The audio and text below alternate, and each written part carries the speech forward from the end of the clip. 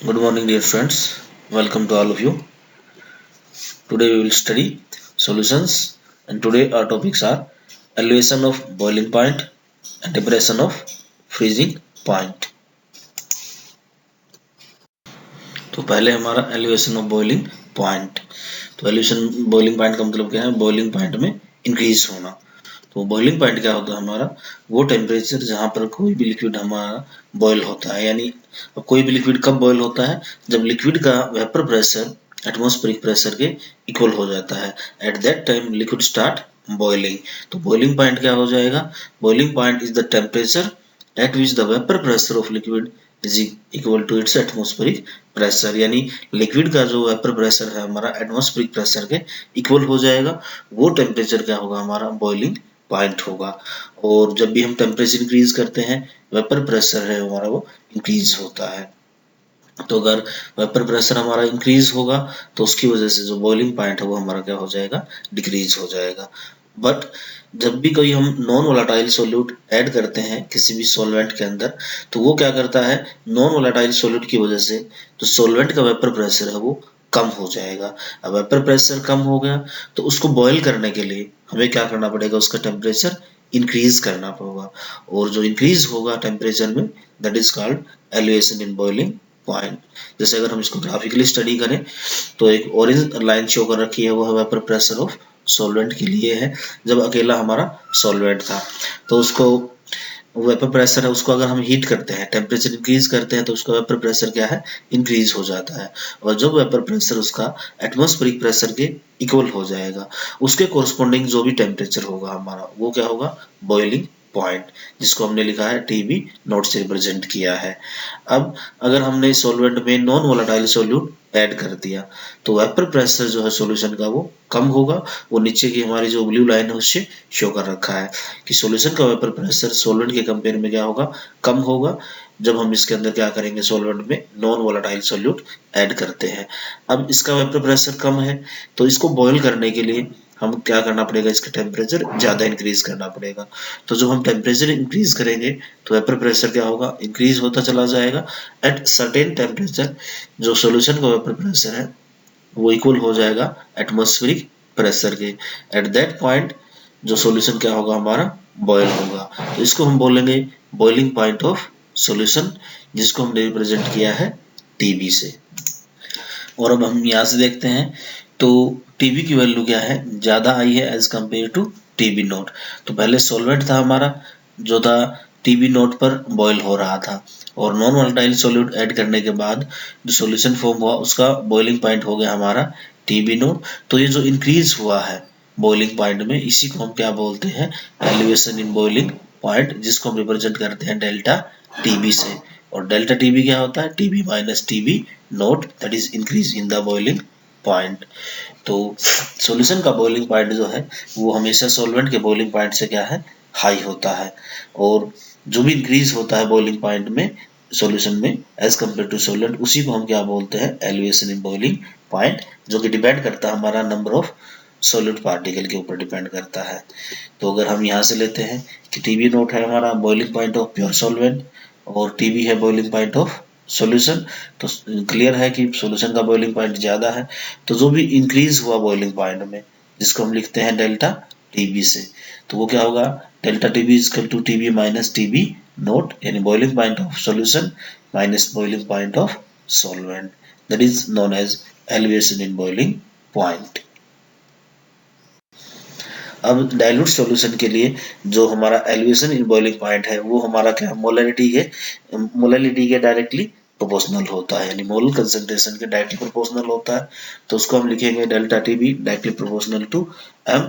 और जब directly proportional को हटाएंगे तो यहाँ कांस्टेंट आ जाएगा हमारा, दैट इज इक्वल टू के बी।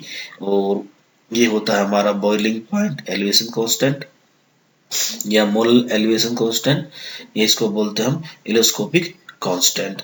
और अगर यहाँ से हम केबी को डिफाइन करेंगे तो केबी को हम लिखेंगे, केबी हो जाएगा हमारा डेल्टा टीबी बाय एम। अगर हमारी मोलैलिटी हो जाए यूनिट, अगर 1 हो जाए तो केबी होगा हमारा डेल्टा टीबी के इक्वल होगा।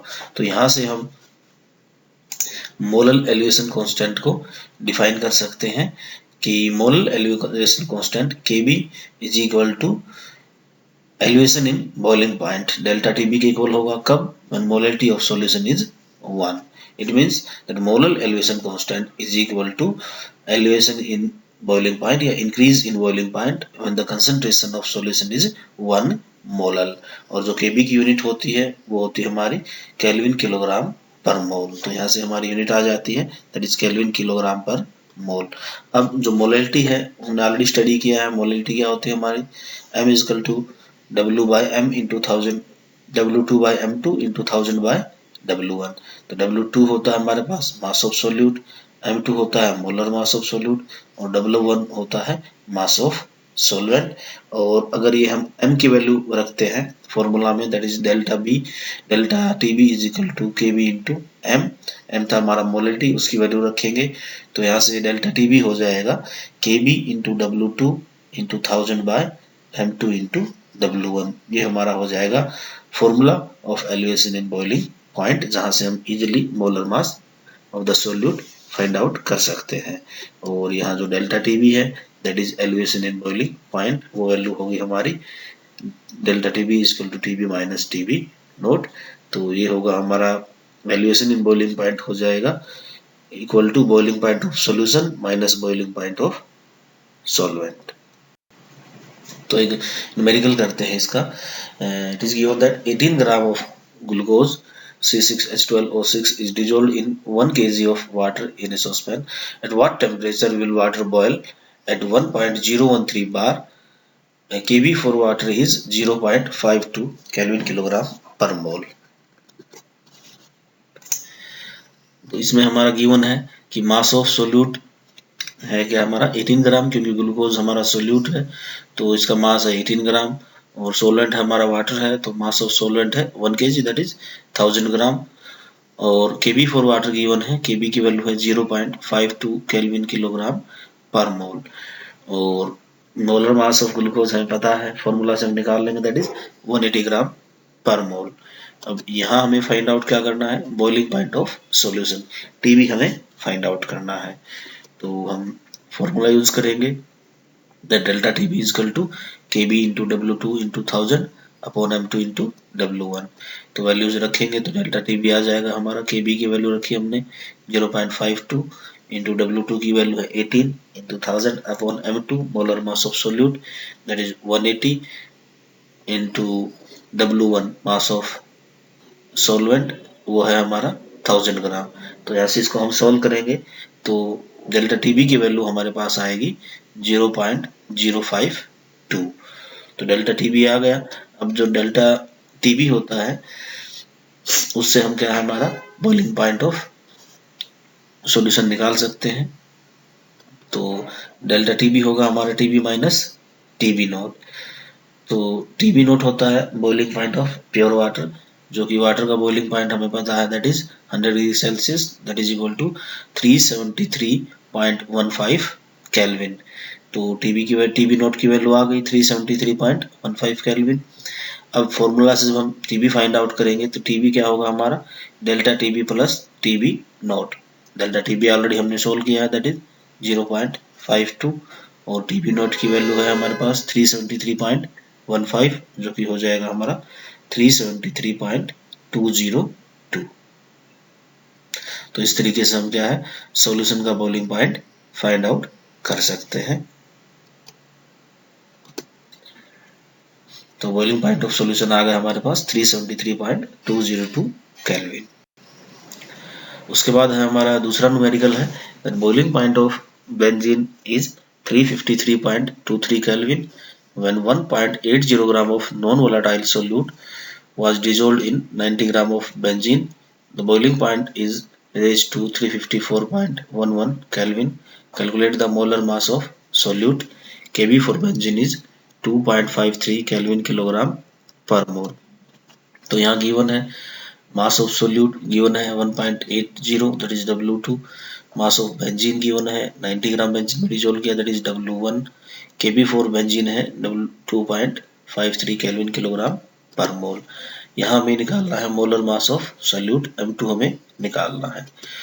और एक गिवन है कि boiling point of pure benzene क्या है 353.23 केल्विन, और सॉल्यूशन का बॉइलिंग पॉइंट जो हमारा इंक्रीज हो जाता है दैट इज 354.11 केल्विन। तो यहाँ से हम डेल्टा टीबी निकाल लेंगे, that is TB minus TB naught. तो टीबी हमारा 354.11 माइनस टीबी नोट 353.23।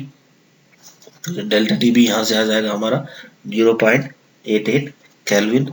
इसको हम फॉर्मूला में रखेंगे, the delta TB is equal to KB into W2 into 1000 upon M2 into W1। तो वैल्यूज रखेंगे हम डेल्टा टीबी की, केबी की, और W हमारा 1.8 into 1000 upon M2 find out करना है। W1 है हमारा 90 ग्राम। तो यहाँ से हम M2 फाइंड आउट करेंगे, सोल्व करेंगे इसको, तो M2 की वैल्यू आ जाएगी हमारी 58। तो M2 क्या था हमारा, मोलर मास ऑफ सोल्यूट। तो मोलर मास ऑफ सोल्यूट आ गया हमारा 58 ग्राम पर मोल। तो इस तरीके से हम molar mass of solute find out कर सकते हैं। उसके बाद हमारा एक और न्यूमेरिकल है, that boiling point of water at 750 mmHg is 99.63 degree Celsius. How much sucrose is added to 500 gram of water such that it boil at 100 degree Celsius. KB for water is 0.52 kelvin kilogram पर mole.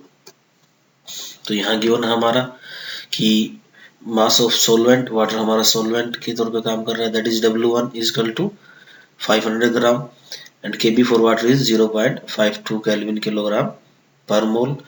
और इसमें add किया हमने sucrose, तो sucrose का formula होता है C12H22O11। तो इसका मोलर मास हमारे पास आ जाएगा, कैलकुलेट करेंगे तो 342 ग्राम पर मोल। इसमें हमें फाइंड आउट करना है मास ऑफ सुक्रोज, जो कि सोल्यूट का मास हमें फाइंड आउट करना है, दैट इज W2। और इसमें गिवन है कि boiling point of water, pure solvent है वो है हमारा 99.63 डिग्री सेल्सियस, और बॉइलिंग पॉइंट ऑफ सॉल्यूशन है हमारा 100 डिग्री सेल्सियस, वो हो गया हमारा टीबी। तो यहाँ से हम फाइंड आउट करेंगे delta TB, that is TB minus TB naught. तो हम इसको, टीबी है हमारा 100 माइनस टीबी नोट है 99.63, तो यह हमारा आ जाएगा 0.37। तो डिग्री सेल्सियस में था तो इसको हमने सीधा ही डिग्री सेल्सियस में क्या कर लिया, सब्ट्रैक्ट कर लिया। और अब इसको हम केल्विन में कन्वर्ट करके भी सब्ट्रैक्ट कर सकते हैं। अब इसमें जनरली प्रॉब्लम क्या होती है कि हम माइनस करने के बाद जो डेल्टा टीबी है उसको केल्विन में कन्वर्ट करते हैं। तो ऐसा हमें नहीं करना है, क्योंकि जो सब्ट्रैक्शन है दोनों का वो सेम आएगा, आप केल्विन में करो या डिग्री सेल्सियस में करो। तो या तो आप पहले इनको क्या करो, टीबी नोट और टीबी को आप केल्विन में कन्वर्ट करो, उसके बाद क्या करो, डेल्टा टीबी की वैल्यू फाइंड आउट करो, या फिर आप डिग्री सेल्सियस में रहने दो, डायरेक्टली डेल्टा टीबी की वैल्यू फाइंड आउट कर लो। तो आ जाएगी हमारी 0.37।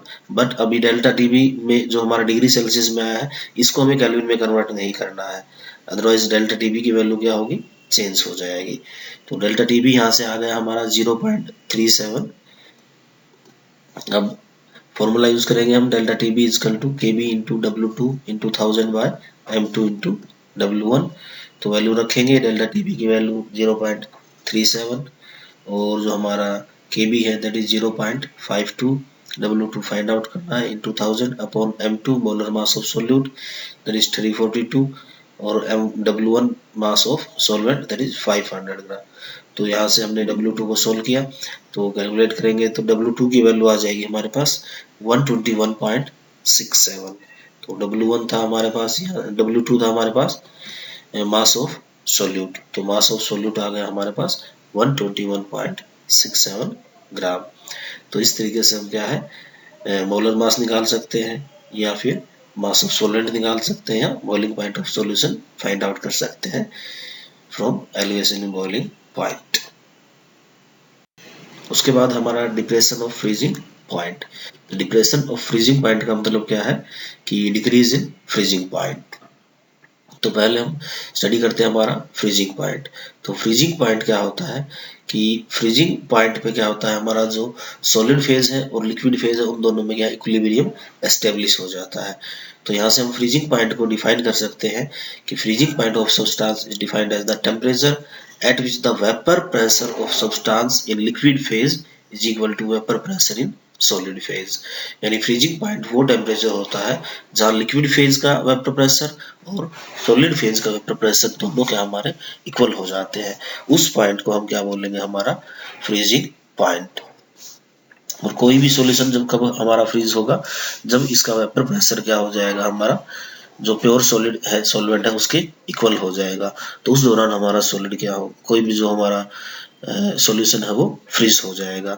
अगर इसको हम ग्राफिकली स्टडी करें तो पहले हमारा वेपर प्रेशर ऑफ सॉल्वेंट है जो कि ओरिजिनल लाइन से शो कर रखा है। अब इसको फ्रीज करने के लिए हम क्या करेंगे, टेम्परेचर डिक्रीज करेंगे। तो वेपर प्रेशर हमारा डिक्रीज होगा, एक सर्टेन टेम्परेचर आएगा जहां पर वेपर प्रेशर लिक्विड का क्या होगा, vapour pressure of solid phase के इक्वल होगा। तो वहां सॉल्यूशन हमारा क्या होगा, फ्रीज होना स्टार्ट हो जाएगा। दैट इज टीएफ नॉट, जिसको हमने डिनोट किया है टीएफ नॉट से। अब अगर इस सॉल्वेंट में हम क्या करें, नॉन वोलेटाइल सॉल्यूट ऐड कर दें तो ये क्या करेगा, सॉल्यूशन फॉर्म करेगा। अब सॉल्यूशन का वेपर प्रेशर जो है वो लिक्विड के वेपर प्रेशर से कम होगा, तो उसको फ्रीज करने के लिए उसका टेम्परेचर हमें क्या करना पड़ेगा, ज़्यादा डिक्रीज करना पड़ेगा, क्योंकि इस लो वेपर प्रेशर पे भी वो क्या है, लिक्विड की तरह बिहेव कर रहा है। तो जैसे उसका हम टेम्परेचर डिक्रीज करेंगे तो जब जो उसका वेपर प्रेशर है वो क्या होगा हमारा, कि जो सॉलिड फेज में वेपर प्रेशर उसके इक्वल होगा, तब हमारा सॉल्यूशन क्या होगा, फ्रीज होना स्टार्ट हो जाएगा, जिसको हमने डिनोट किया है टीएफ से। तो जो फ्रीज वेपर प्रेशर है सॉल्यूशन का वो क्या हो गया, हमारा डिक्रीज हो गया। तो जो डिक्रीज हुआ वेपर प्रेशर में, इसी को हम क्या बोलते हैं, depression of freezing point, that is delta TF. और अगर ये लिया हमने कि टीएफ नॉट ले लिया हमने vapour pressure of pure solvent जो हमारा लिक्विड है, और टीएफ हम रिप्रेजेंट करते हैं वेपर प्रेशर ऑफ सॉल्यूशन से, तो डिप्रेशन इन फ्रीजिंग पॉइंट या डिक्रीज इन फ्रीजिंग पॉइंट वो क्या होगा, हमारा TF not minus TF, that is called depression in freezing point. तो ये क्लियर है कि जब भी हम कोई भी हमारा नॉन वोलेटाइल सॉल्यूट सॉल्यूशन के अंदर ऐड करते हैं तो उसका जो फ्रीजिंग पॉइंट है वो कम हो जाता है। And this is also a colligative property, and the depression of freezing point depend upon the number of solute particle. अब जो डिप्रेशन इन फ्रीजिंग पॉइंट है डाइल्यूट सॉल्यूशन के लिए वो भी क्या है, मोलैलिटी के डायरेक्टली प्रोपोर्शनल होता है। तो हम लिख सकते हैं delta T F directly proportional to M, और डायरेक्टली प्रोपोर्शनल को हटाएंगे आप तो आ जाएगा के एफ इंटू एम, जहाँ के एफ क्या हमारा फ्रीजिंग पॉइंट डिप्रेशन कॉन्स्टेंट, जैसे के भी था हमारा बॉइलिंग पॉइंट एलिवेशन कांस्टेंट, उसी तरीके से केएफ हमारा फ्रीजिंग पॉइंट डिप्रेशन कांस्टेंट या मोलर डिप्रेशन कांस्टेंट, और इसको बोलते हैं क्रायोस्कोपिक कांस्टेंट भी। तो अगर यहाँ से आप केएफ फाइंड आउट करेंगे तो केएफ क्या होगा, हमारा डेल्टा टीएफ अपॉन एम, और एम अगर हम 1 मोलर ले लेंगे तो केएफ क्या हो जाएगा, हमारा डेल्टा टीएफ के इक्वल होगा। तो यहाँ से हम केएफ को डिफाइन कर सकते हैं कि molar depression constant of solution या of solvent is equal to depression in freezing point when the concentration of solution is 1 molar, यानी कंसंट्रेशन जब हमारी 1 मोलर होगी तो केएफ क्या होगा, हमारा डेल्टा टीएफ के इक्वल होगा। और यहाँ से केएफ की यूनिट आ जाएगी हमारी केल्विन किलोग्राम पर मोल। अब जो मोलैलिटी है वो हमें पता है वो क्या होती है, W2 bye M2 into 1000 bye W1, जहाँ W2 है मास ऑफ सोल्यूट ग्राम्स के अंदर, W1 है मास ऑफ सॉल्वेंट, और M2 है मोलर मास ऑफ सोल्यूट।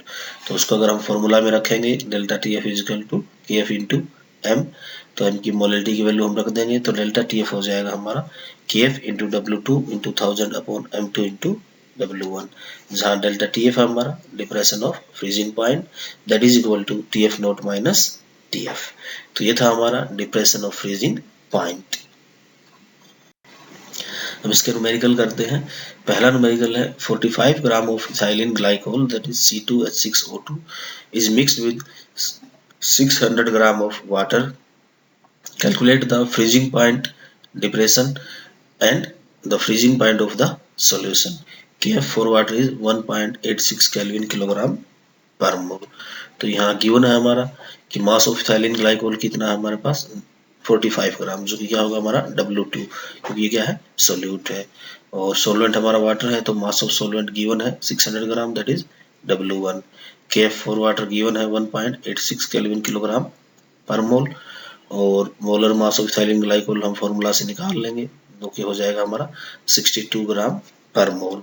और यहाँ हमें फाइंड आउट करना है फ्रीजिंग पॉइंट डिप्रेशन, यानी depression of freezing point delta TF and freezing point of solution that is TF।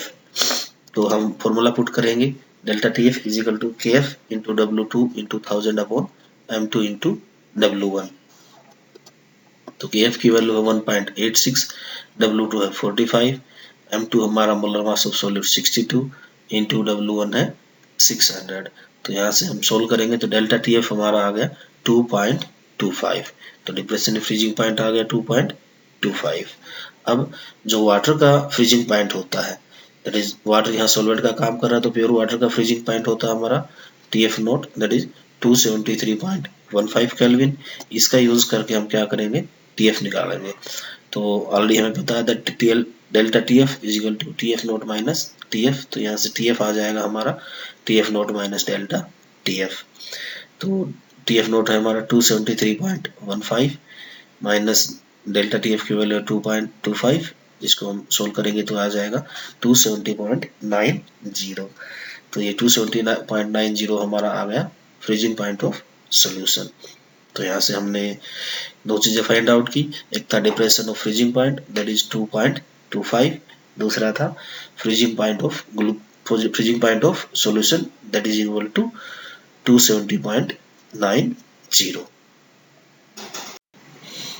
उसके बाद एक और न्यूमेरिकल है that 1.0 gram of non-electrolyte solute dissolved in 50 gram of benzene lowered the freezing point of benzene by 0.04 Kelvin. The freezing point depression constant for benzene is 5.12 Kelvin kilogram per mole. Find the molar mass of solute. तो यहाँ given है हमारे पास मास of solute W2 जो क्या है हमारा 1.0 ग्राम, और benzene में डिजोल्व किया है जो कि कितना हमारा 50 ग्राम। तो मास ऑफ सोलेंट हो जाएगा W1 50 ग्राम, और KF फॉर बेंजीन गिवन है 5.12 केल्विन किलोग्राम पर mole, and depression in freezing point given है हमारा दैट इज 0.40 केल्विन। उसके बाद हमें निकालना है molar mass of solute M2। तो यहाँ से हम फॉर्मूला यूज करेंगे delta TF is equal to KF into W2 into 1000 by M2 into W1। Delta T है हमारा 0.40, KF की वैल्यू है 5.12, W2 है जो सोल्यूट हमारा मास of solute that is 1 gram, molar mass of solute find out करना है, W1 है 50 ग्राम। तो इसको हम सोल्व करेंगे तो यहाँ से M2 हमारा आ जाएगा 256। तो ये आ गया हमारा molar mass of solute that is equal to 256 gram per mole. तो इस तरीके से हम क्या है मोलर मास फाइंड आउट कर सकते हैं। उसके बाद हमारा एक और न्यूमेरिकल है, calculate the mass of ascorbic acid vitamin C having formula C6H8O6 to be dissolved in 75 gram of acetic acid to lower its melting point by 1.5 degree Celsius. KF that is given 3.9 kelvin kilogram पर mole. तो यहाँ given हमारा mass of acetic acid जो कि हमारा solvent है that is W1 is equal to 75 gram, KF given है that is 3.9 kelvin kilogram पर मोल, और गिवन है कि lowering in melting point that is equal to depression in freezing point, क्योंकि ये क्या होगा इसके केस में फ्रीजिंग पॉइंट डिप्रेशन के इक्वल होगा।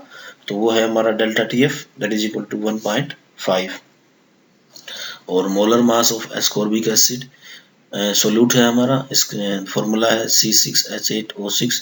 तो इसका मोलर मास हम फाइंड आउट करेंगे, वो आ जाएगा 176 ग्राम पर मोल।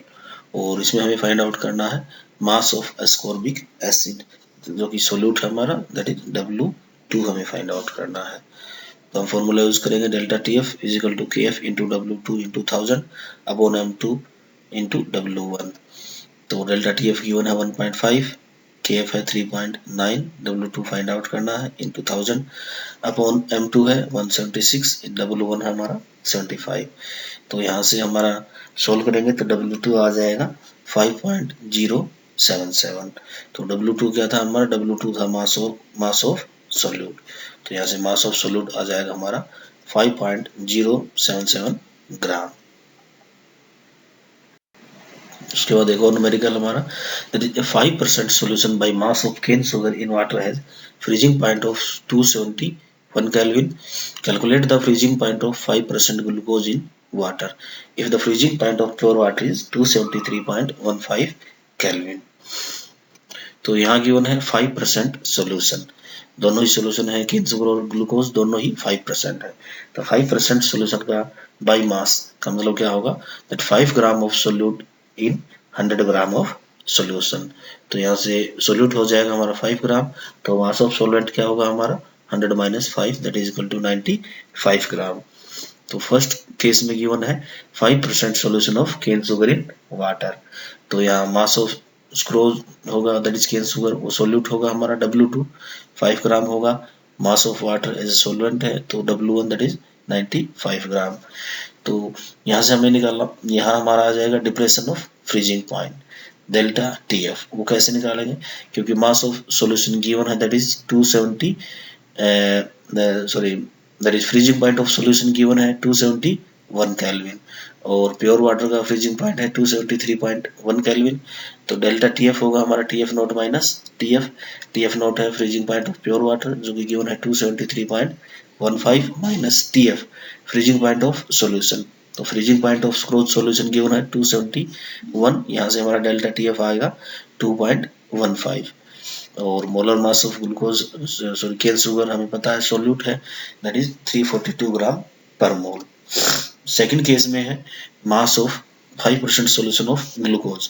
तो मास ऑफ ग्लूकोज क्या होगा 5 ग्राम, मास ऑफ सोलवेंट W1 आएगा 95 ग्राम, molar mass of glucose M2 होगा हमारे पास, यहाँ से ग्लूकोज का फॉर्मूला से हम फाइंड आउट कर लेंगे 180 ग्राम पर मोल। तो हमें फाइंड आउट करना है freezing point of glucose solution TF हमें फाइंड आउट करना है। तो फर्स्ट केस में अगर हम फॉर्मूला में रखेंगे तो इक्वेशन 1 होगा, फर्स्ट केस क्या है delta TF is equal to KF into W2 into 1000 by M2 into W1।